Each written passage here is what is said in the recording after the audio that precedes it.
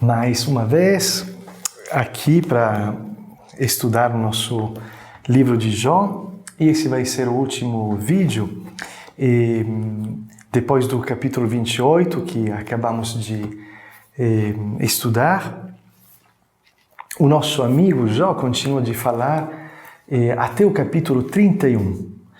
E ele vai insistindo no fato que ele é inocente.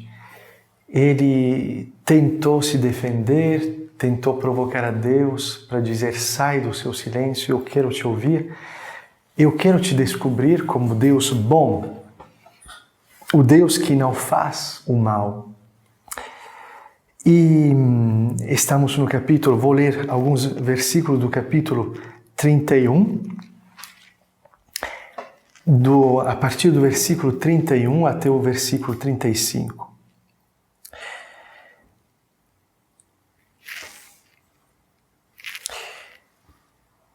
As pessoas da minha tenda disseram: que não se fartou na mesa dele?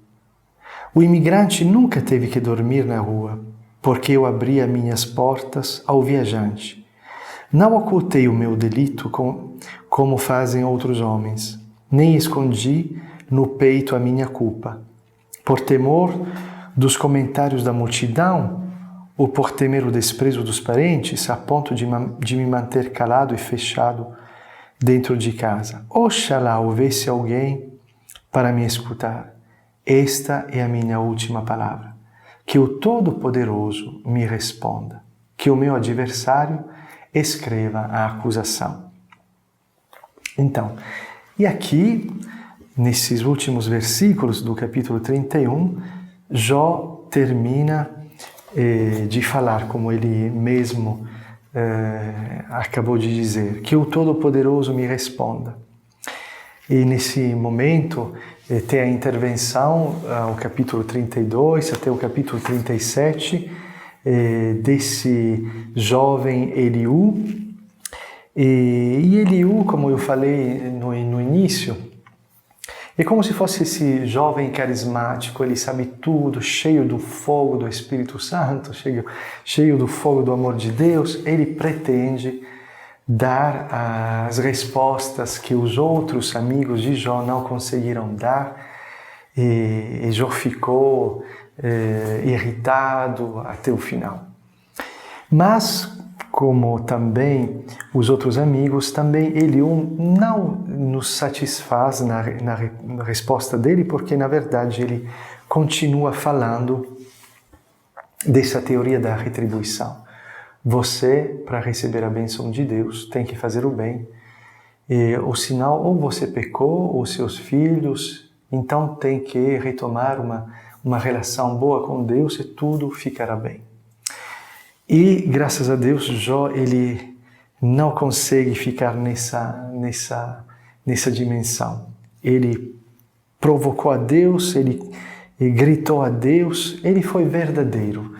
Já falamos dessa, talvez uma escola de oração. Jó vem nos propondo uma verdadeira escola de oração. Sermos verdadeiros, sem máscaras com Deus.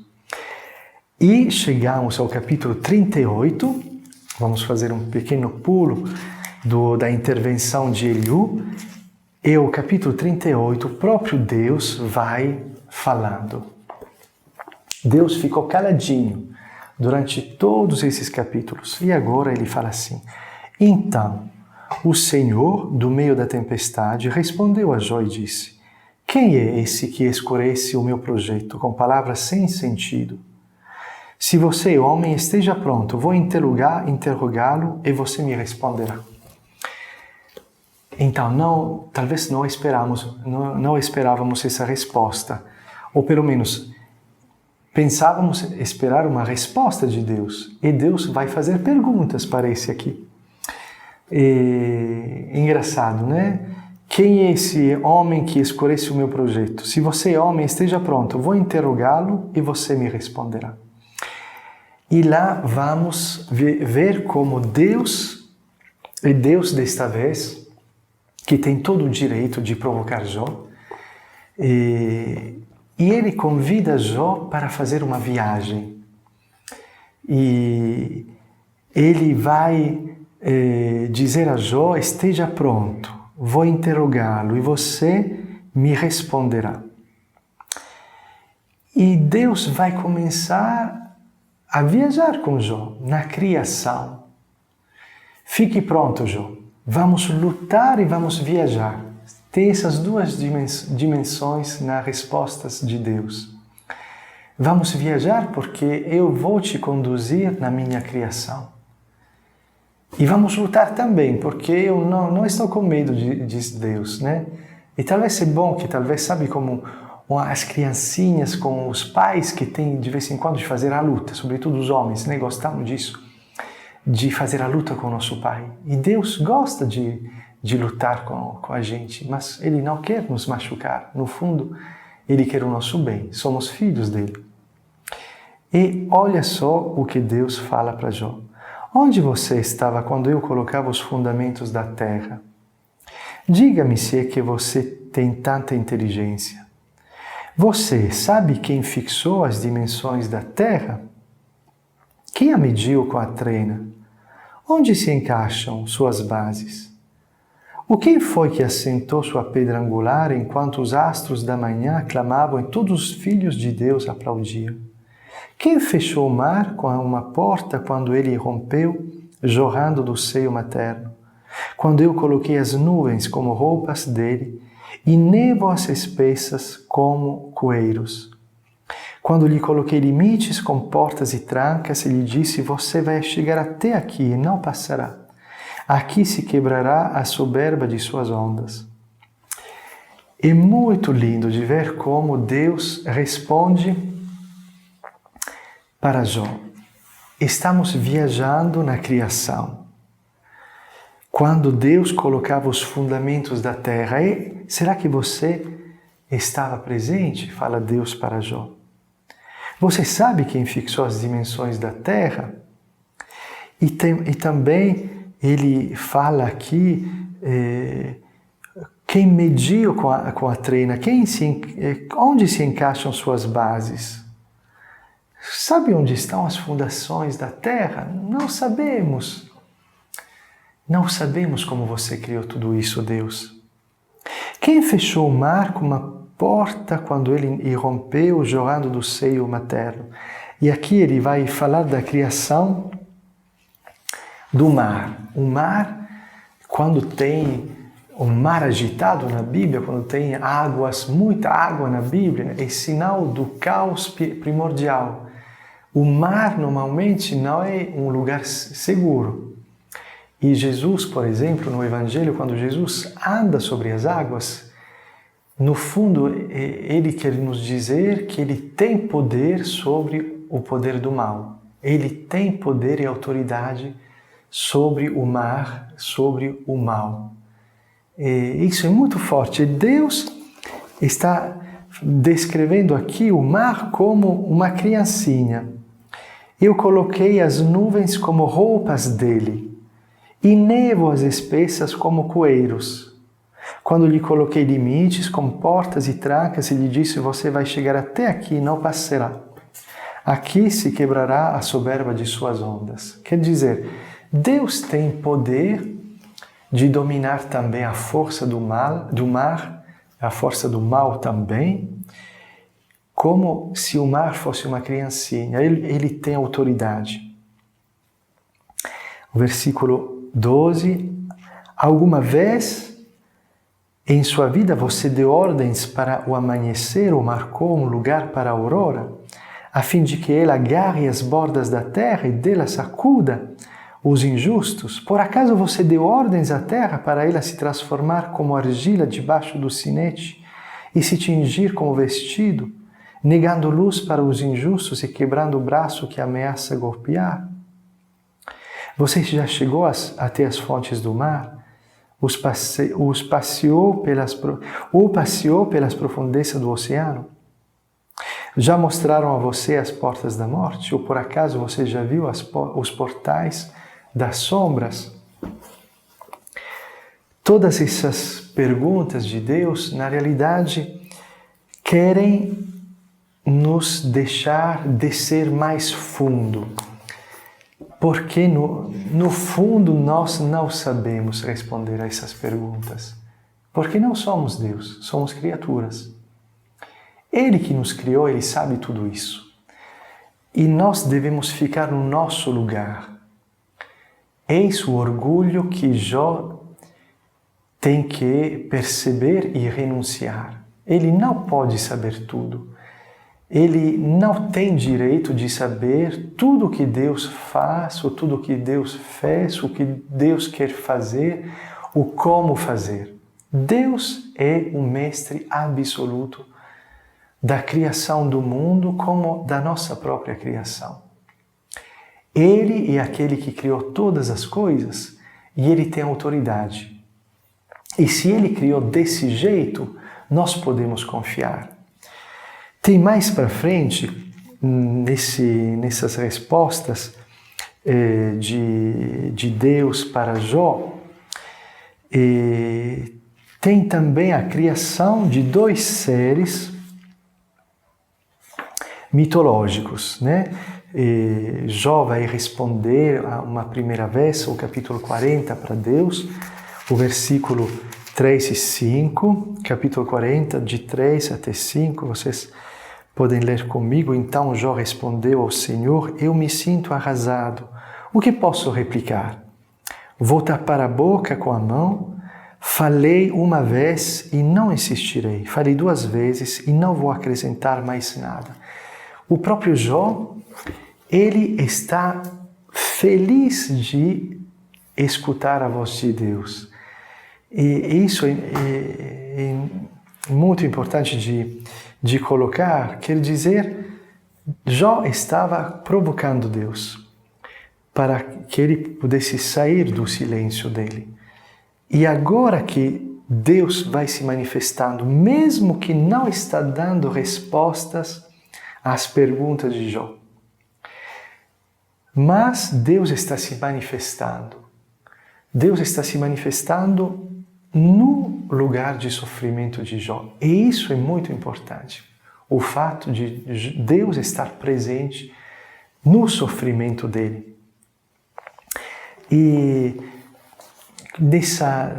se vamos ler, vocês podem ter tempo talvez de ler devagarzinho esses últimos capítulos, a partir do capítulo 38, com as respostas de Deus, de ver a delicadeza de Deus, mostrando a criação.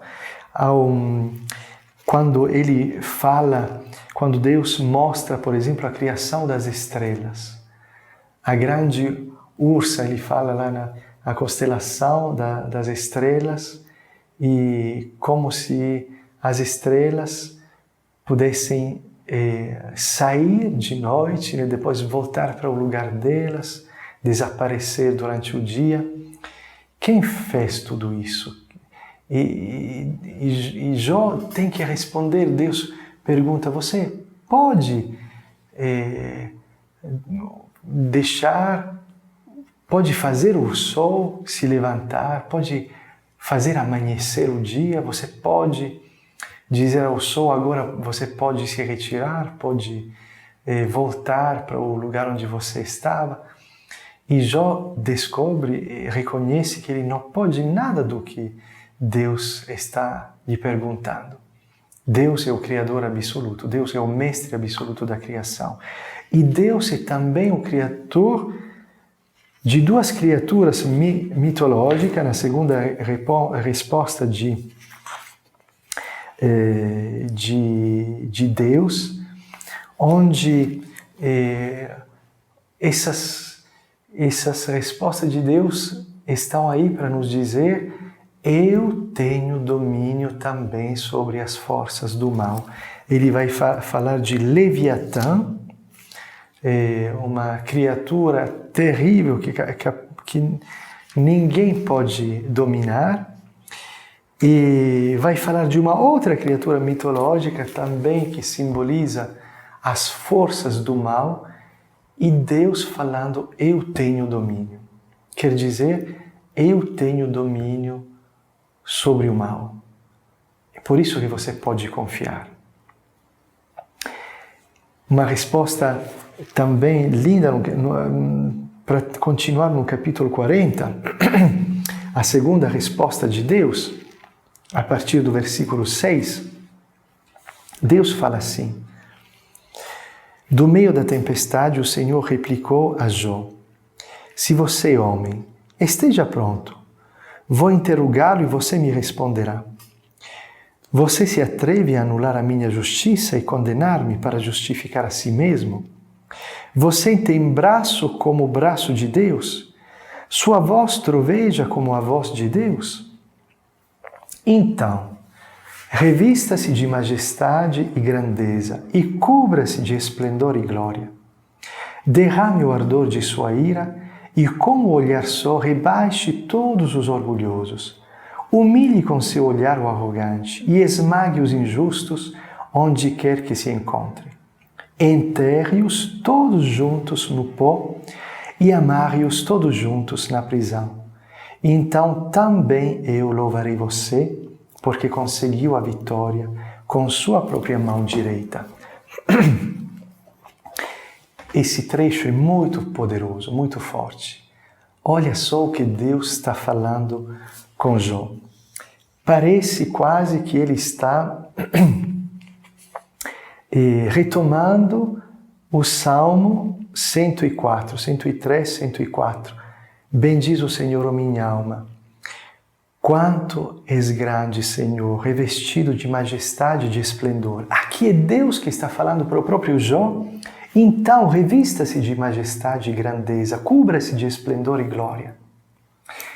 É poderosa essa intervenção de Deus, porque Deus está falando: será que você quer tomar o meu lugar? Será que você quer ser Deus? Será que você gostaria de resolver todos os problemas da terra? E talvez você esteja me acusando que eu não sou capaz de fazer isso. Essa é a tentação, eu acho, de cada coração que não confia em Deus. Eu acho que uma vez ou outra, todos nós nos perguntamos o sentido de algumas coisas, né? Pode cortar aqui, Luciano, vou beber uma aguinha.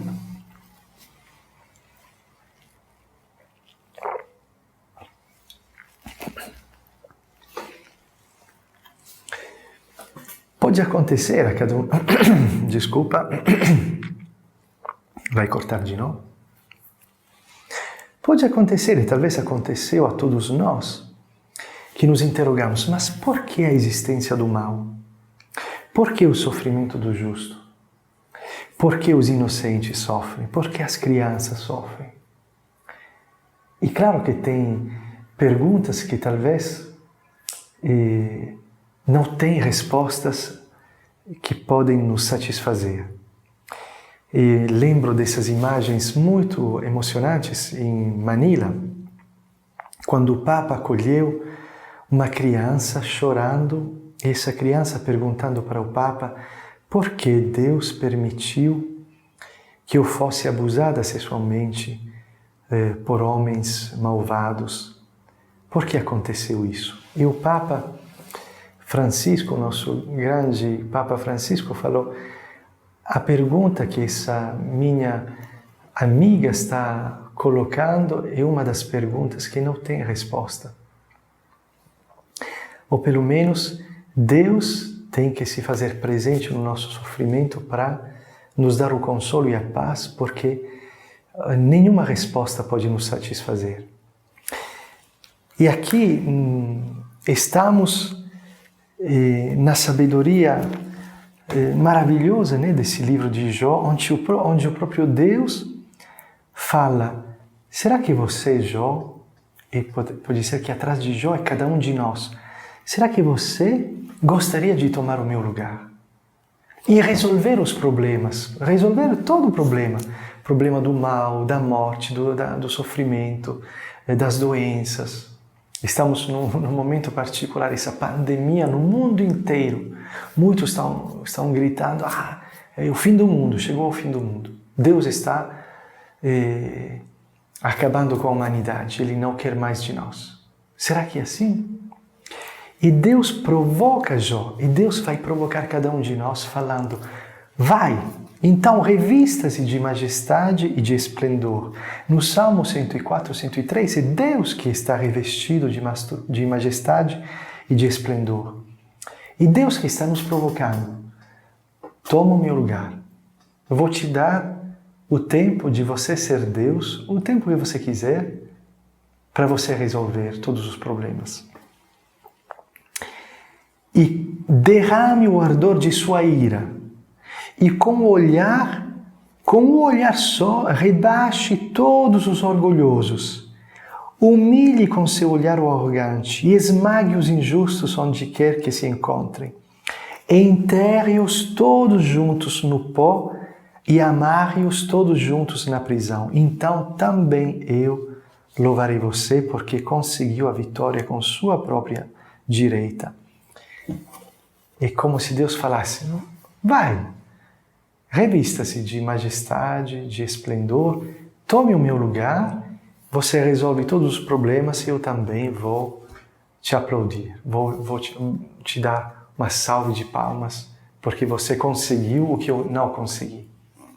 E no fundo tem isso atrás dessas palavras, né, que Deus está falando para Jó, que ele está nos acusando desse orgulho, dessa nossa, talvez, ambição de querer resolver todos os problemas. Talvez nós queremos tomar o lugar de Deus.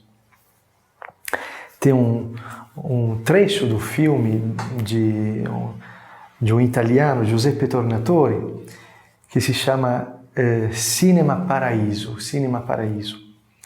É um filme muito antigo, um pouco velho, né? Mas o ator principal, o personagem principal, está discutindo com um jovem que ficou apaixonado por uma menina. E a menina não correspondia a esse amor.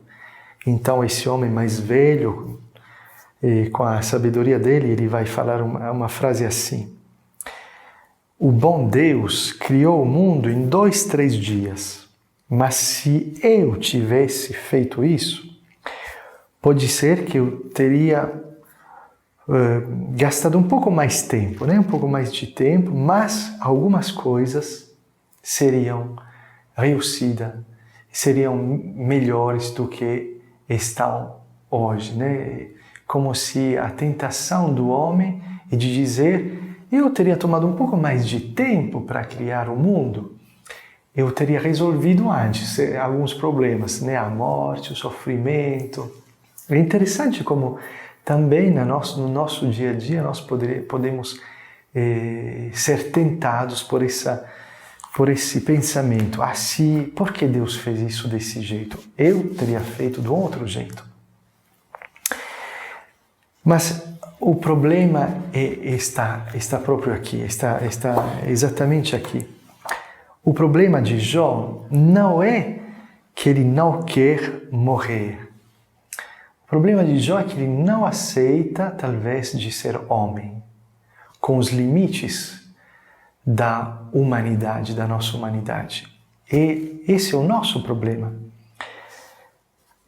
Aceitar que Deus tem feito as coisas desse jeito. E um dia todos nós vamos morrer, por exemplo. E todos nós já sofremos, hoje tivemos a nossa parte de sofrimento. Mas isso nos abre a uma página muito importante para nós. O nosso orgulho, o nosso desejo de onipotência. Tem um livro maravilhoso de uma escritora francesa, Simone Paco, que se chama A Evangelização das Profundezas. A Evangelização das Profundezas. E graças a Deus está traduzido em português. Podem achar isso na editora Santuário. E é muito interessante de ver como o nosso orgulho ele pode voltar de vez em quando para que nós possamos dominar tudo. Mas nós não conseguimos dominar tudo. Nós não somos Deus.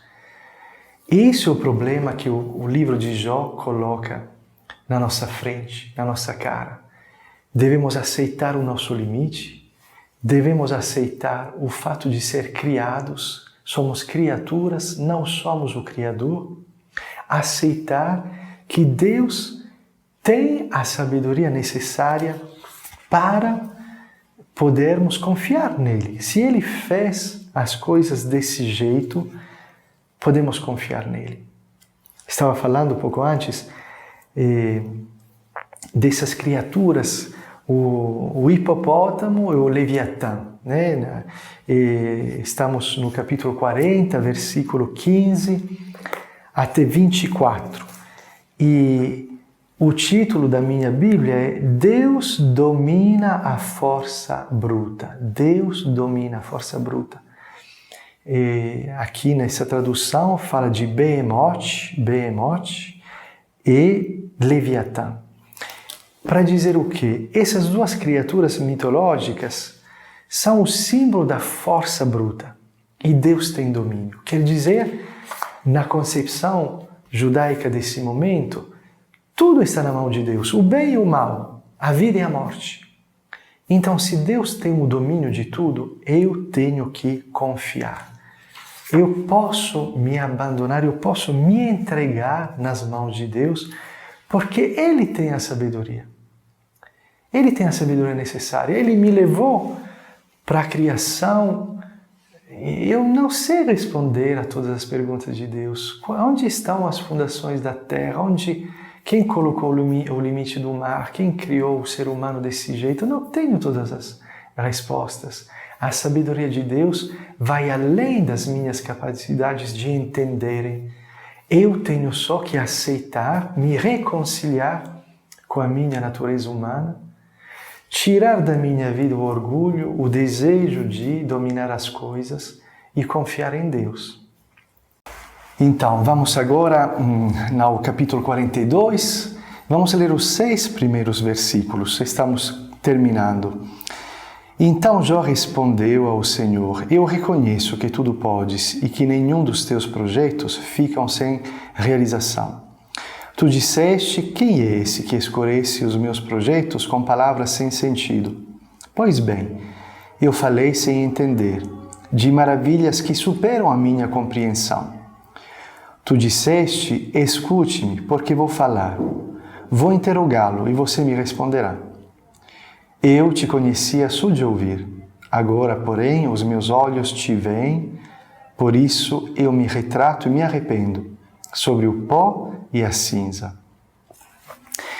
E o silêncio de Jó, ele vai se calar, porque ele mesmo fala: eu falei coisas sem entender.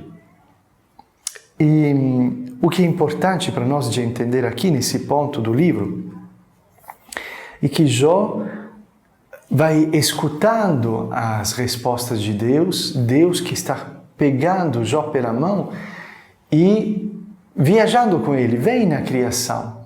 Vimos todas essas perguntas de Deus. Será que você é capaz de me dizer onde estão as fundações do mundo? Será que você pode dizer às estrelas, ao sol, levanta? E Jó vê que tudo isso vai além da sabedoria que ele tem. E que Deus, ele é mestre de toda a criação. Ele tem um poder absoluto sobre a criação toda. Então, ele não pode falar mais nada. Mas Jó fica satisfeito pelo simples fato que Deus está se apresentando. Que Deus está presente com ele. Mesmo que nada mudou da situação dele, Jó continua deitado na cama dele com essa doença generalizada, como falamos, né? Mas ele está presente. Deus está vivo, presente ao lado de Jó.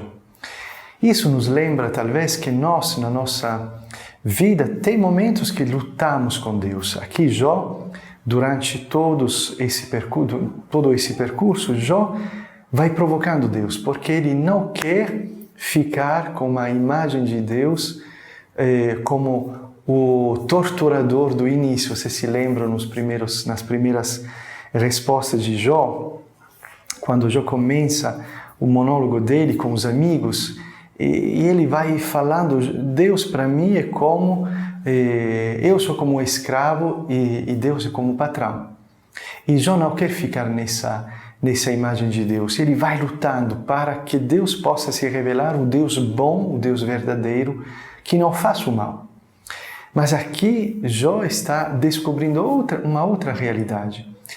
Que Deus tem o domínio absoluto de tudo. E talvez o próprio Deus, ele também tem o domínio das forças do mal. Mesmo que essas forças tem momentos que vêm acima de nós e nós não podemos fazer nada senão sofrer e nos lamentar, mas Deus tem o domínio, então podemos confiar. Podemos confiar que isso vai acabar, que Deus pode tudo dominar. E a outra coisa é que nós tem momentos, como eu estava tentando falar, que vamos lutar com Deus, tem uma luta. E no livro do Gênesis, mesmo se não temos o tempo de entrar mais nos detalhes, tem essa luta de Jacó com Deus, capítulo 32 do livro do Gênesis. E não sabemos quem ganha, quem perde, você sabe, né? Jacó lutou com Deus e com os homens, ele vivenciou a luta da vida dele, né? E no final Deus abençoa Jacó. E nós, quando lutamos com Deus, se aceitamos de perder com Deus, é lá que nós ganhamos. Se aceitamos de perder com Deus, é lá que nós recebemos a bênção. É isso que Jó vivenciou também. Ele vivenciou essa luta, ele perdeu, entre aspas, mas na verdade ele ganhou. Ele vai colocar a mão na boca, eu falei sem entender de maravilhas que superam a minha compreensão, fala Jó aqui no final do livro, no final dessa história, mas é aí que ele recebe a bênção. E o que vai acontecer nos versículos seguintes, a partir do versículo 7. O Senhor terminou de falar com Jó e se dirigiu a Elifaz de Temã, dizendo: estou irritado contra você e seus 2 companheiros, porque vocês não falaram corretamente de mim, como falou meu servo Jó. Portanto, peguem 7 bezerros e 7 carneiros, e vão até o meu servo Jó. Ofereçam os animais em holocausto, e o meu servo Jó intercederá por vocês. Em atenção a ele, eu não os tratarei como a insensatez de vocês merece, porque vocês não falaram corretamente de mim, como falou o meu servo Jó. Então Elifaz de Temã, Baldade de Suás e Sofar de Naamate fizeram o que o Senhor lhes tinha ordenado, e o Senhor atendeu às orações de Jó. É interessante aqui, Jó fala, eu coloco a mão na minha boca porque eu não falei do jeito certo, e aqui o próprio Deus vai falando, o meu servo Jó falou bem. E Deus vai falar com os outros amigos de Jó, vocês falaram mal de mim. Então agora é o próprio Jó que vai interceder por vocês. E isso nos leva a entender que no sofrimento de Jó, o fato de Jó tendo sido verdadeiro com Deus, é isso que conta, é isso que é importante. E como falei antes, Jó nos ensina também a rezar, a ser verdadeiros com Deus, a tirar as máscaras. Quando nós sofremos, ele nunca cai na acusação violenta de Deus. Mas Jó é verdadeiro. Jó é capaz de ficar nessa relação verdadeira com Deus. É isso que Deus quer. Que nós sejamos verdadeiros, mas na frente dele. Como Jesus, que até o final, na cruz, ele vai falar: meu Deus, por que me abandonaste? Mas na realidade ele está rezando um salmo e ele está continuando nessa relação verdadeira com o seu Pai. E é assim que Deus nos quer, verdadeiros com Ele, mesmo no sofrimento, mesmo quando o nosso coração fica cheio de amargura ou de sofrimento e de dor. Devemos continuar na nossa relação verdadeira com Deus. E agora, nos últimos versículos, a partir do versículo 10 do capítulo 42, quando Jó intercedeu por seus companheiros, o Senhor lhe mudou a sorte e duplicou todas as posses. Seus irmãos e irmãs e os antigos conhecidos foram visitá-lo, almoçaram em sua casa e o consolaram e confortaram pela desgraça que o Senhor lhe tinha enviado. Cada um ofereceu a Jó uma soma de dinheiro e um anel de ouro. E o Senhor abençoou Jó mais ainda do que antes. Ele possuía agora 14.000 ovelhas, 6.000 camelos, 1.000 juntas de bois e 1.000 jumentas. Teve 7 filhos e 3 filhas. A primeira chamava-se Rola, a segunda Cássia e a terceira Azeviche. Em toda a terra não havia mulheres mais belas do que as filhas de Jó. E o seu pai repartiu a herança entre elas e os irmãos delas. Depois disso, Jó viveu ainda 140 anos e conheceu os seus filhos, netos e bisnetos. Depois Jó morreu, velho, em idade avançada. Amém. Então, aqui estamos na parte final do livro de Jó, e talvez vocês podem ficar surpresos, porque agora que Jó vai interceder, vai oferecer sacrifícios pelos amigos dele, o Senhor vai abençoar novamente Jó. E ele vai duplicar as posses, exceto os filhos. Ele vai ter 14.000 ovelhas, 6.000 camelos, 1.000 juntas de bois e 1.000 jumentas. Mas os filhos, ele vai ter outros filhos, mas de novo 10. 7 filhos, 3 filhas, mas agora vamos conhecer os nomes das filhas, Rola, Cássia e Azeviche. Não podemos entrar em todos os detalhes. Esses últimos versículos também são muito ricos, né? Ricos porque é a palavra de Deus, né? Muita coisa teriam para dizer. Mas o que é interessante de ver aqui é que volta a bênção.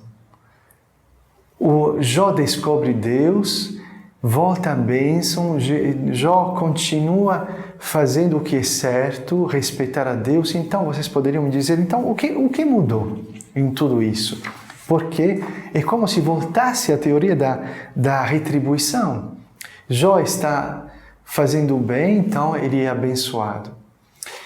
O que mudou é que Deus fez viajar Jó, e Jó passou através das portas da morte. Ele passou por essa porta estreita da morte e da reconciliação com o próprio ser criado. Jó reconhece agora que ele tem limites e que ele não pode ir até além desses limites. Ele é um ser criado. Nós somos criaturas de Deus, nós não somos Deus.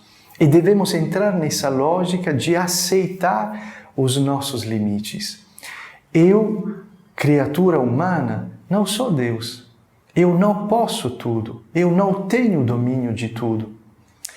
E é isso que nós devemos entender dessa final do livro de Jó. Com ele, com Jó, nós devemos atravessar os nossos limites, vivenciar, nos reconciliar com os nossos limites. E o limite extremo é o limite da morte. E esse limite que eu não tenho domínio nenhum me faz entender que Deus, Ele tem domínio sobre a morte também. Os 2 animais mitológicos, o Leviatã, o Behemoth, que fala nesses últimos capítulos, e Deus fala, eu tenho domínio sobre esses 2 seres mitológicos que simbolizam a força da morte, a força bruta que acaba com o homem. E se Deus tem domínio de tudo, então eu posso confiar, eu posso me entregar nos braços de Deus confiante, mesmo que eu tenha que enfrentar a morte, a porta estreita da doença, dos meus limites extremos. Eu posso confiar, porque Deus tem domínio. Eu não tenho esse domínio, mas Deus, Ele tem. Então, esse percurso de Jó, para nós, na verdade, é uma viagem até os nossos limites para nos reconciliarmos com o nosso ser criaturas. essa reconciliação profunda vai tirar de nós o nosso orgulho, o desejo de dominar tudo, o desejo de onipotência, que é uma outra palavra para dizer o nosso orgulho humano. E reconhecer, dar a Deus o lugar de Deus. Ele é o mestre de tudo, Ele é aquele que tem domínio de tudo. E eu sei que talvez vocês, neste final do livro de Jó, tem muitas perguntas, né, que vêm na cabeça. E é importante de ter essas perguntas. E como o Papa Francisco muitas vezes nos fala, talvez tem perguntas extremas que não têm resposta. E por isso que somos chamados a confiar e nos abandonar em Deus. E no final desse percurso, eu gostaria de fazer um paralelo entre Jó e Jesus. Porque o sofrimento de Jó, e Jó, falamos, ele é servo de Deus, vai apontando a outro servo, o servo sofredor de Isaías, por exemplo, que preanuncia Jesus. Jesus é o servo sofredor que vai reconciliar em si essas feridas da nossa humanidade. Ele reconcilia em si a nossa humanidade com Deus. E na paixão tem momentos que Jesus não fala mais nada, ele fica calado. E quase como Jó que fala, eu não vou falar mais nada, mas o silêncio de Jesus é o silêncio de Deus. Ele acolhe o nosso sofrimento e na própria pessoa de Jesus, ele vai reconciliando todas as nossas limitações, o nosso ser limitados, e na morte de Jesus o pecado vai morrer também. A morte morre com Jesus e nós podemos entrar na ressurreição, uma nova etapa da nossa vida. Tem um teólogo ortodoxo, o Olivier Clément, ele resume a vida de Jó, esse livro de Jó, com essa frase que eu vou tentar de traduzir do francês. O grande grito da história se identifica ao grito de Jó. Ele não ressoa mais no vazio, mas recebe de Deus essa resposta. E nós descobrimos que a mão que fecha a boca de Jó, ela é ferida. Ela tem uma ferida da mão crucificada de Jesus. E a luz vem através das chagas.